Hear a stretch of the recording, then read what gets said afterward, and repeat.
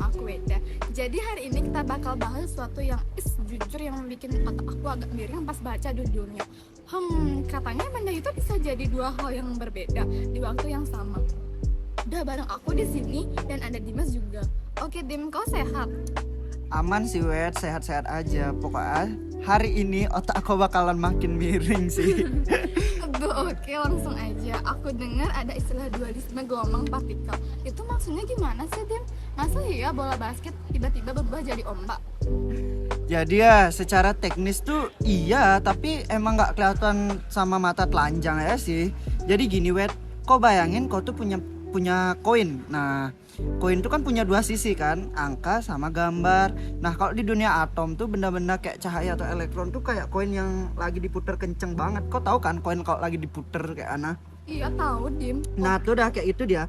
Kau tuh nggak bisa bilang kalau itu tuh angka aja enggak. Kalau gambarnya juga enggak kan, karena mereka muter tuh jadi kita tuh kayak bingung kalau ini tuh angka atau gambar. Nah, dia tuh orang dua-duanya kalau di dunia atom tuh kayak itu dah dia.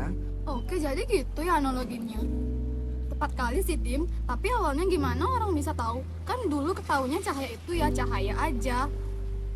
Jadi dulu tuh ada yang namanya debat kusir Wed, waktu tahun berapa ya? Kayak kalau nggak salah waktu ke abad ke-19 deh. Pokoknya ilmuwan tuh udah pede kali dia bilang kalau cahaya itu gelombang, soalnya cahaya bisa lentur, bisa tabrakan lah kayak ria air bla bla bla kayak gitu. Tapi pas masuk tahun 1900-an adalah orang yang namanya Einstein nemuin keanehan dia. Dia tuh nemuin apa tau nggak?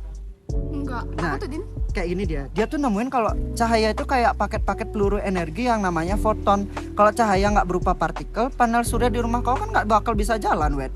Jadi cahaya tuh sebenarnya punya kepribadian ganda Wed. Oh gitu, bentar. Berarti cahaya itu gelombang yang nyaman jadi partikel, atau partikel yang nyamar jadi gelombang sih Dim? Sebenarnya jawaban jujurnya sih tergantung gimana cara kau ngeliatnya aja sih. Kalau kau tes pakai cara A ya dia bakal jadi gelombang. Kalau kau tes pakai cara B dia jadi partikel. Pokoknya kayak semesta itu kayak lagi prank kita sebenarnya Wed. Oh gitu.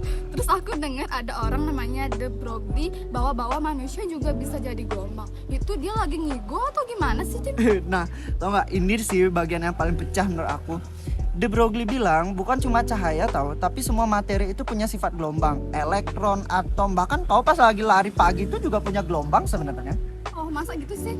Tapi kok aku ngerasa badan aku bergelombang pas lari ya?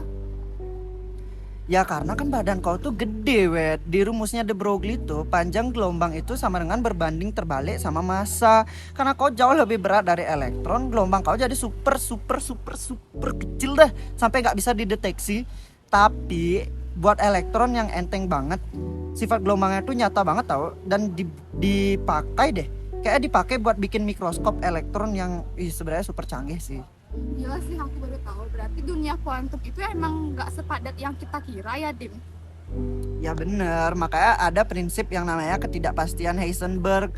Karena semuanya tuh punya sifat gelombang yang nyebar. Kita tuh gak pernah bisa tahu.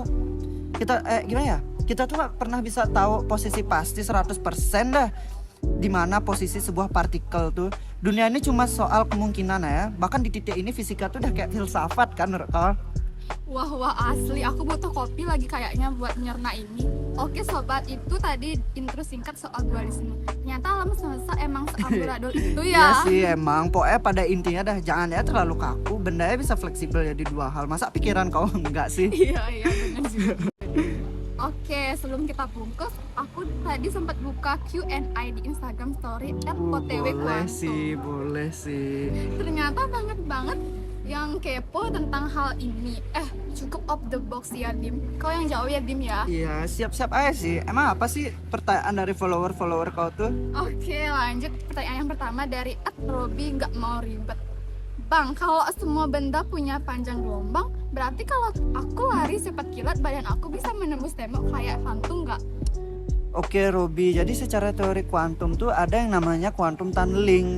Tapi masalahnya kau tuh kan terdiri dari triliunan atom.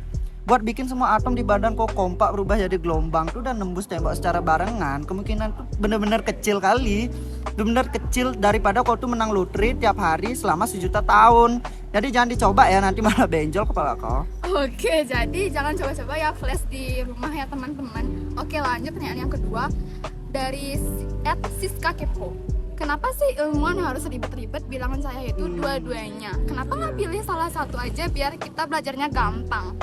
Waduh Siska, kita tuh kan ya kita semua juga pengennya gitu Siska. Tapi gimana? Orang alam semesta ya nggak peduli sama kurikulum sekolah kita. Masalahnya dah, kalau kita cuma bilang cahaya itu gelombang, kita nggak bisa jelasin kenapa kamera HP kau bisa nangkap gambar. Kalau kita cuma bilang cahaya itu partikel, kita nggak bisa jelasin juga kenapa pelangi itu ada. Jadi kita harus terima ya sih kalau kenyataan itu emang lebih kompleks dari buku paket sekolah kau. Oke, berarti emang harus open minded yang sama semesta ya. Terakhir nih dari @physicallover99. Fisika kali sini. Oke, pertanyaan, apa sih gunanya kita tahu ginian di kehidupan nyata? Apa cuma buat gaya-gayaan di tongkrongan doang? Waduh, physical lover nih. Dengerin ya physical lover. Tanpa pemahaman tentang dualisme gelombang partikel, kita nggak bakal punya smartphone chip di HP kau. Nah, HP kau tuh didesain pakai perhitungan mekanika kuantum tau. Kita tuh nggak bakal punya laser, nggak ada flash disk, bahkan nggak ada mesin MRI di rumah sakit. Jadi dah, dunia modern kau tuh dibangun di atas kebingungan para ilmuwan tentang dualisme ini dah. Gokil sih, jadi meskipun kedengarannya abstrak, ternyata dampaknya ada di kantong kita masing-masing ya, dalam bentuk HP. Tepat banget wet, tanpa dualisme kita mungkin masih pakai surat menyurat pakai burung merpati sekarang wet. Wah, ngeri banget Dim. Oke deh, kayaknya itu cukup buat ngejawab kebingungan netizen. Dim, gila-gila sih. Makasih banget pencerahannya. Sama-sama wet, poet tetap kritis dan tetap kepo tentang fisika ya. Oke, aku Weda. Aku Dimas, sampai jumpa di episode OTW Kuantum berikutnya. Bye.